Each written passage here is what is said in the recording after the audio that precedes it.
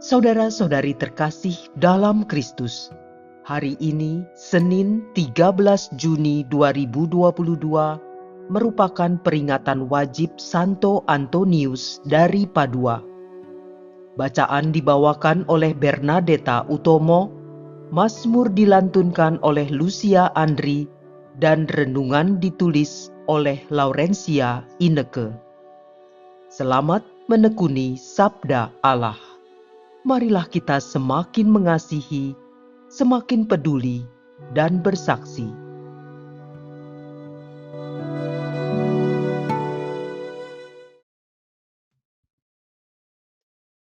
Dalam nama Bapa dan Putra dan Roh Kudus. Amin. Tuhan, Engkau memberikan kepada kami firman-Mu.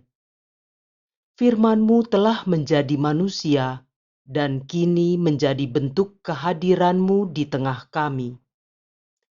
Utuslah Roh Kudus yang Kau janjikan sebagai penghibur, yang mengajarkan kami makna firman-Mu itu.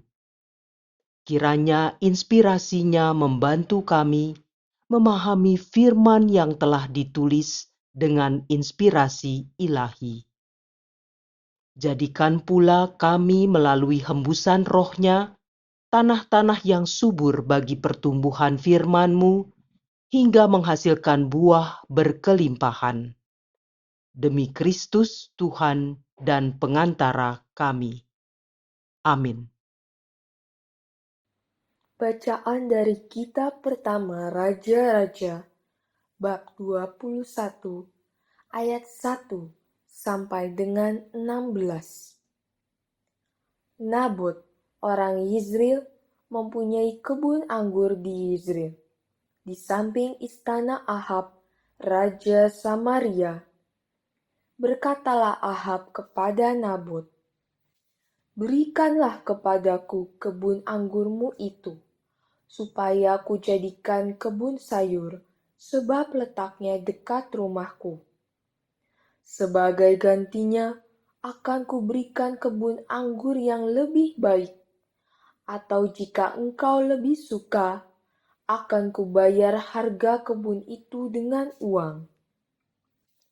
Jawab Nabot kepada Ahab, "Semoga Tuhan mencegah aku memberikan milik pusaka leluhurku kepadamu." Lalu masuklah Ahab ke dalam istananya dengan kesal hati. Ia gusar karena perkataan Nabot orang Yizril itu. "Aku tidak akan memberikan milik pusaka leluhurku kepadamu." Maka berbaringlah raja di tempat tidurnya, dan menelungkupkan mukanya, ia tidak mau makan. Lalu datanglah Isabel istrinya dan berkata kepadanya, "Apa sebabnya hatimu kesal sehingga engkau tidak makan?" Lalu jawab Ahab kepadanya, "Sebab aku telah berkata kepada Nabot orang Yizril itu, berikanlah kepadaku kebun anggurmu dengan bayaran uang, atau jika engkau lebih suka, aku akan memberikan kepadamu kebun anggur sebagai gantinya." Tetapi sahutnya, "Tidak akan kuberikan kepadamu kebun anggurku itu." Kata Isabel istrinya kepadanya, "Bukankah engkau yang menjadi raja atas Israel? Bangunlah, makanlah, dan biarlah hatimu gembira. Aku akan memberikan kepadamu kebun anggur Nabot, orang Yizril itu." Isabel lalu menulis surat atas nama Ahab, memeteraikannya dengan meterai raja, lalu mengirim surat itu kepada tua-tua dan pemuka-pemuka yang diam sekota dengan Nabot. Dalam surat itu ditulisnya demikian, "Maklumkanlah puasa dan suruhlah Nabot duduk paling depan di antara rakyat. Suruh jugalah 2 orang dursila duduk menghadapinya, dan mereka harus naik saksi terhadap dia dengan mengatakan, "Engkau telah mengutuk Allah dan Raja." Sesudah itu, bawalah dia keluar dan lemparilah dia dengan batu sampai mati. Para tua-tua dan pemuka yang tinggal sekota dengan Nabot melakukan seperti yang diperintahkan Izebel kepada mereka. Mereka memaklumkan puasa dan menyuruh Nabot duduk paling depan di antara rakyat. Kemudian datanglah 2 orang, yakni orang-orang dursila itu, lalu duduk menghadapi Nabot. Orang-orang dursila itu naik saksi terhadap Nabot di depan rakyat. Katanya, "Nabot telah mengutuk Allah dan Raja." Sesudah itu, mereka membawa Nabot keluar kota, lalu melempari dia dengan batu sampai mati. Kemudian mereka menyuruh orang kepada Izebel, "Nabot sudah dilempari sampai mati." Segera sesudah mendengar bahwa Nabot sudah dilempari sampai mati, berkatalah Izebel kepada Ahab, "Bangunlah, ambillah kebun anggur Nabot, orang Yizril itu, menjadi milikmu.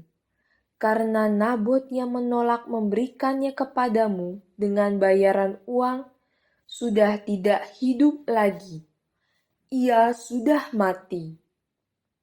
Ketika Ahab mendengar bahwa Nabot sudah mati, ia segera bangun dan pergi ke kebun anggur Nabot orang Yizril itu untuk mengambil kebun itu menjadi miliknya. Demikianlah sabda Tuhan.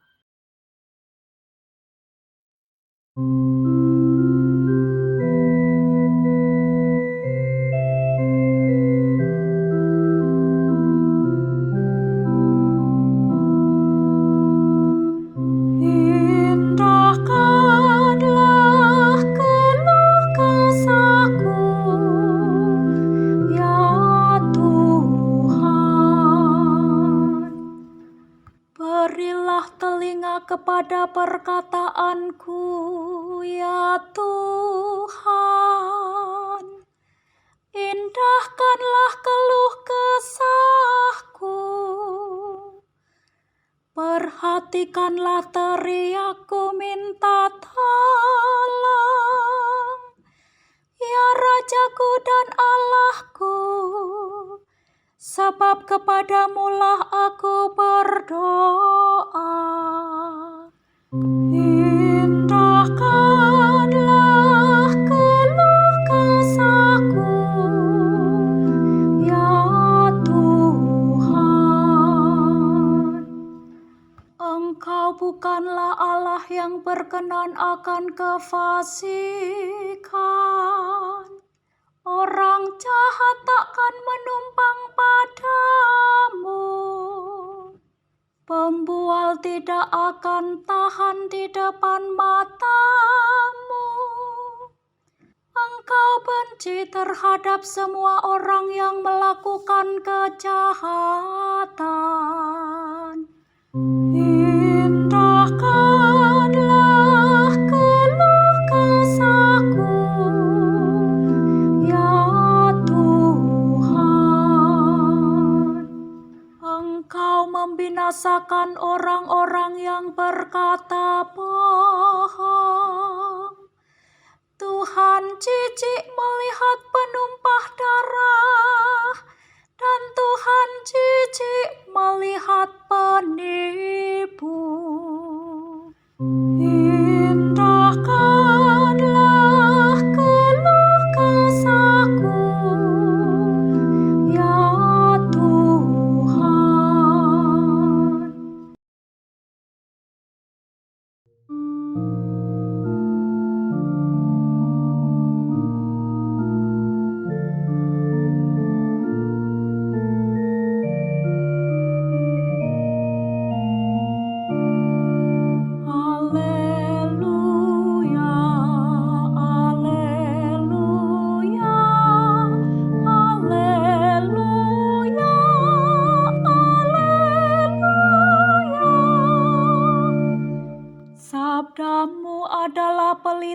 bagi kakiku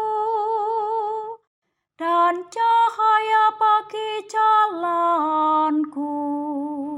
Haleluya, haleluya, haleluya, haleluya. Inilah Injil suci menurut Matius bab 5 ayat 38 sampai dengan 42. Dalam khotbah di bukit, Yesus berkata, "Kalian mendengar bahwa dahulu disabdakan, mata ganti mata, gigi ganti gigi. Tetapi aku berkata kepadamu, janganlah kalian melawan orang yang berbuat jahat kepadamu. Sebaliknya, bila orang menampar pipi kananmu, berilah pipi kirimu. Bila orang hendak mengadukan engkau karena mengingini bajumu, serahkanlah juga jubahmu.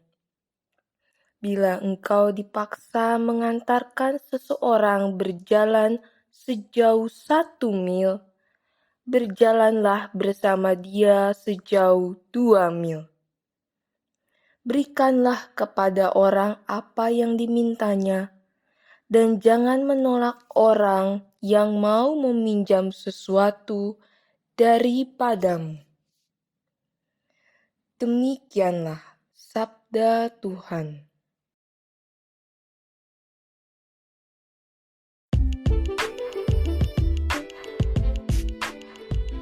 Mengapa Tuhan menginginkan demikian? Renungan dibawakan oleh Laurencia Ineke.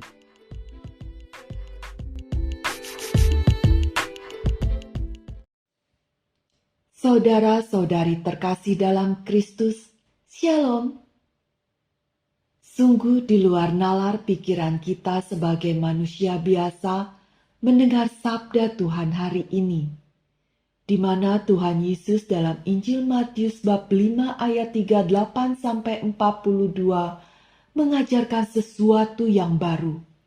Bagaimana menghadapi ketidakadilan yang harus kita terima. Tidak seperti firman Tuhan dalam hukum Taurat mengajarkan tentang keadilan mata ganti mata.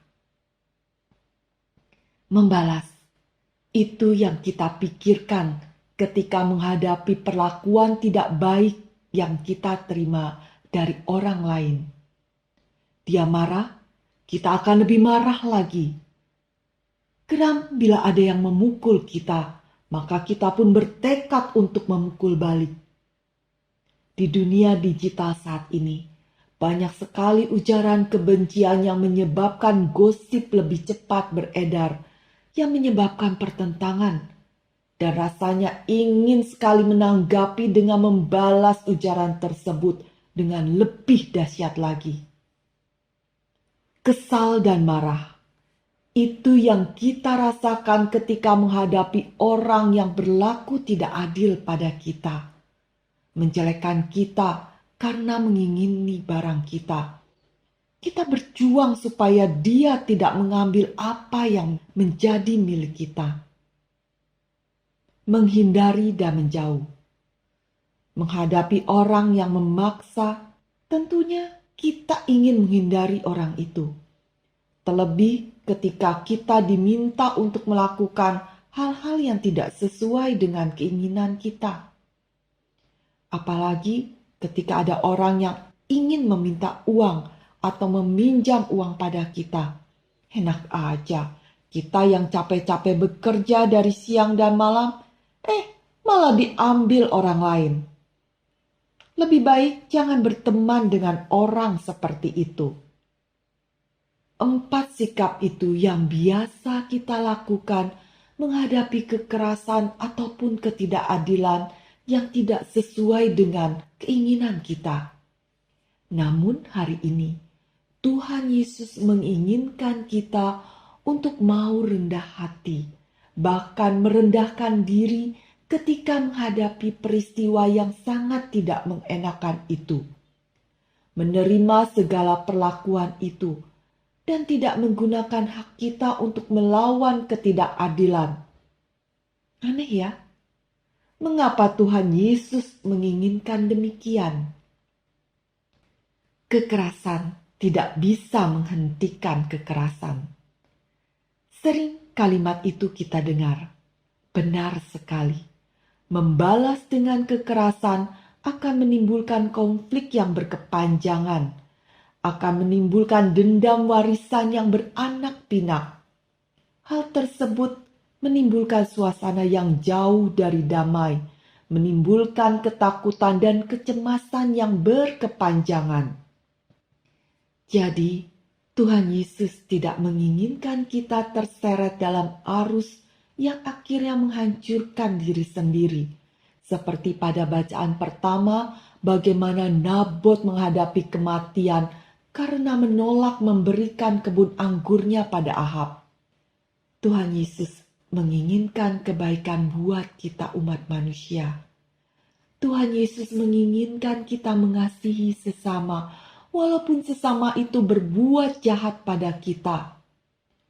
Tuhan menginginkan kita menemani orang itu sehingga ia pun sadar akan kasih Tuhan dan mau berjalan bersama kita dalam terang kasih Tuhan. Diperlukan kesabaran dalam menghadapi situasi seperti ini.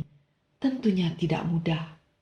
Namun Tuhan Yesus memberikan perintah seperti itu karena ia tahu bahwa kita mampu melaksanakannya. Karena ia akan menemani perjalanan kita dalam menghadapi situasi yang sulit ini. Saudara yang terkasih dalam Tuhan, Tuhan ingin kita juga peka terhadap sekeliling dengan orang yang menderita, yang sedang menghadapi masalah. Tuhan menginginkan kita mempunyai empati terhadap mereka yang sedang menderita. Berbagi kepada mereka yang membutuhkan, menemani mereka yang sedang butuh teman untuk berbincang-bincang, yang mungkin saat ini sedang mengalami penderitaan dan menghadapi masalah yang besar.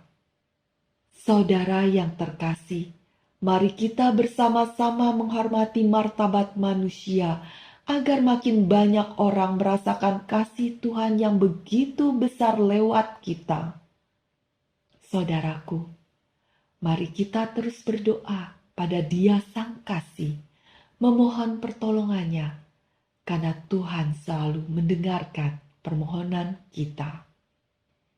Ya Tuhan, terima kasih atas firman yang Kau berikan pada kami hari ini. Beri kami hati yang penuh kasih dalam menghadapi hidup ini, agar mampu menghadapi kekerasan dengan sabar dan rendah hati. Tuntun kami ya Tuhan, agar dimampukan untuk peka terhadap sesama dengan mau berbagi dengan sesama dan menemani mereka yang saat ini sedang mengalami masalah. Mampukan kami menghadirkan kasih-Mu kepada orang-orang di sekitar kami. Biar kami semua selalu merasakan kehadiran-Mu di tengah-tengah hidup kami.